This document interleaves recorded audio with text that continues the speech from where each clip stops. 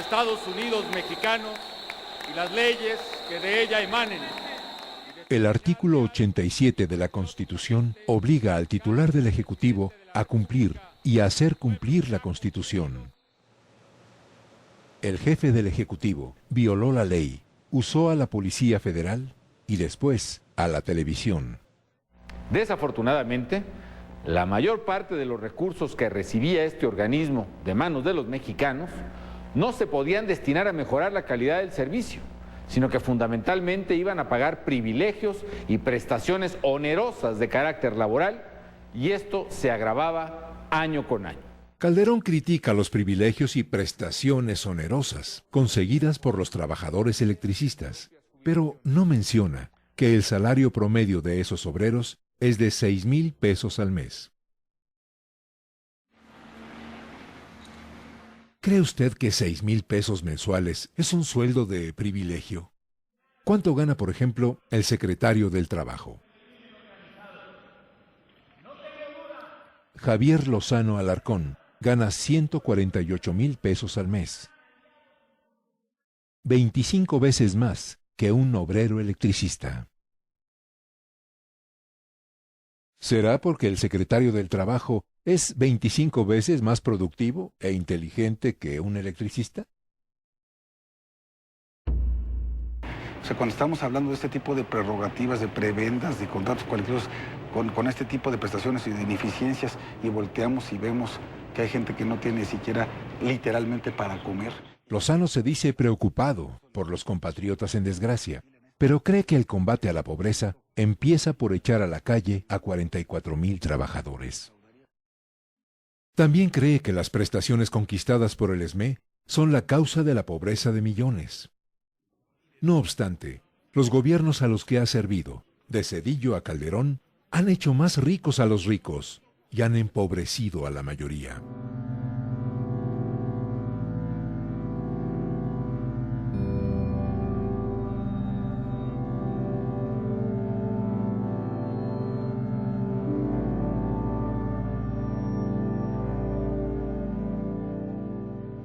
En Acción Nacional dijimos no al Fobaproa y propusimos una solución integral para que los mexicanos no paguemos otra vez los errores del PRI. Veamos, por ejemplo, qué sucedió con el Fobaproa. Con nuestra propuesta apoyamos a los deudores, protegemos a los ahorradores y se castiga a los culpables. Con el PAN ganas tú y gana México. Con la propuesta de Calderón, los mexicanos no ganaron nada, pues todos los ciudadanos han tenido que pagar más de 745,000 millones de pesos a los banqueros.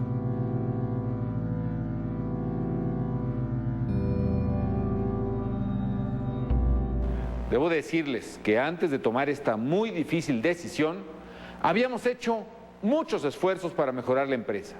Calderón afirma haber hecho esfuerzos para mejorar a la compañía de luz, pero olvidó uno indispensable: cobrar el servicio a algunos de sus clientes. Una de las principales causas del quebranto administrativo de esa empresa son los adeudos de dependencias gubernamentales y empresas privadas. Los directores de la compañía de luz decidieron no cobrar el suministro de energía a grandes consumidores como Banco Bilbao Vizcaya, Herdes, Tiendas Soriana, Comercial Mexicana, el periódico Reforma o la Embajada de los Estados Unidos, entre otros. Tampoco pagaban la luz algunos municipios del Estado de México e Hidalgo, así como el Poder Judicial de la Federación, la Secretaría de Hacienda, la Procuraduría General de la República y decenas de dependencias federales más. Incluso la Residencia de los Pinos, donde vive el señor Calderón y vivió su antecesor. El monto del adeudo, 12,000 millones de pesos. ¿Pensarán en serio los señores Calderón y Lozano que puede ser rentable una empresa que no cobra los servicios que presta? El organismo enfrentaba una situación financiera insostenible. Sus costos de operación eran casi el doble de sus ingresos. Este año, por ejemplo, a través de los impuestos de los mexicanos, teníamos que darle a Luz y Fuerza más de 42,000 millones de pesos además del dinero que la empresa cobra a los usuarios a través de las tarifas de luz. Calderón insiste en presentar al sindicato como el principal problema de Luz y Fuerza del Centro. Sin embargo, él sabe que Luz y Fuerza compraba la electricidad a la CFE a un precio superior al que cobraba a los consumidores industriales. Ninguna empresa puede funcionar adecuadamente con pérdidas sistemáticas. A pesar de esto, el señor Calderón aprobó este esquema de operación cuando fue secretario de Energía. ¿Por qué mentir?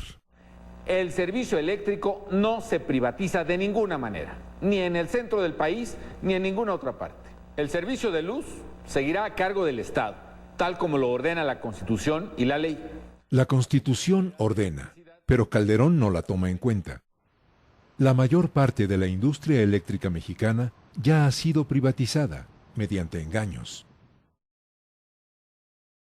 Los gobiernos del PRI y del PAN permitieron que un reducido grupo de corporativos creara una industria eléctrica paralela a la del Estado. Varias empresas privadas que supuestamente producirían electricidad para su propio consumo o para consumo de otros establecimientos, venden sus supuestos excedentes a la Comisión Federal de Electricidad y utilizan la infraestructura de las paraestatales. La CFE compra a empresas privadas cerca del 50% de la energía que vende. Las firmas españolas Iberdrola, Gas Natural y Unión Fenosa controlan el 70% de la generación de electricidad privada. La capacidad restante está distribuida entre la canadiense TransAlta, las estadounidenses General Electric Bechtel, la española Abengoa y la francesa Alstom. Así, mientras la CFE produce la electricidad a 60 centavos el kilowatt hora, las empresas privadas lo venden a más de 90 centavos. La privatización avanza y las tarifas se elevan. Las grandes empresas y consorcios no pagan la electricidad o la pagan por debajo de su precio. Mientras tanto, al consumidor doméstico se le cobran las tarifas más altas del mundo. ¿Y cómo funciona la generación y la comercialización de la energía eléctrica en México? Las empresas privadas que generan electricidad utilizan el gas como fuente primaria de energía. La Comisión Federal de Electricidad compra el gas a productores privados, especialmente en el estado de Texas, a precios comerciales. Luego, lo venden a las empresas privadas a precios subsidiados por el gobierno. Los productores privados emplean el gas para generar electricidad y la venden con las tarifas más altas del mundo a la propia Comisión Federal de Electricidad, utilizando las instalaciones y la infraestructura creadas por el Estado. La CFE vendía el fluido eléctrico a la compañía de luz bajo este esquema. Luz y Fuerza del Centro, a la que el gobierno prohibió la generación de energía, pagaba el total de sus ingresos a la Comisión Federal y recibía subsidios que, finalmente, iban a parar al bolsillo de los empresarios españoles, estadounidenses y franceses. Así, la iniciativa privada gana, mientras México y los mexicanos pierden. ¿Cómo es posible que en el resto del país, con la Comisión Federal de Electricidad, se cuente con un servicio de altura, un servicio responsable, y en el centro del país estemos sujetos al chantaje y a la presión de un sindicato con un servicio verdaderamente pésimo, senador? A partir de ahora, el suministro de luz en la zona centro del país estará a cargo de la Comisión Federal de Electricidad. Y tú tendrás un mejor servicio de luz, con un cobro claro y transparente. CFE genera, transmite y lleva luz a más de 80 millones de mexicanos. CFE, una empresa de clase mundial, ahora en todo México. La publicidad del gobierno no habla de cobros de luz más bajos cuando empiece a operar la CFE. ¿Sabía usted que desde 1996 se multiplican por todo el país las protestas de consumidores inconformes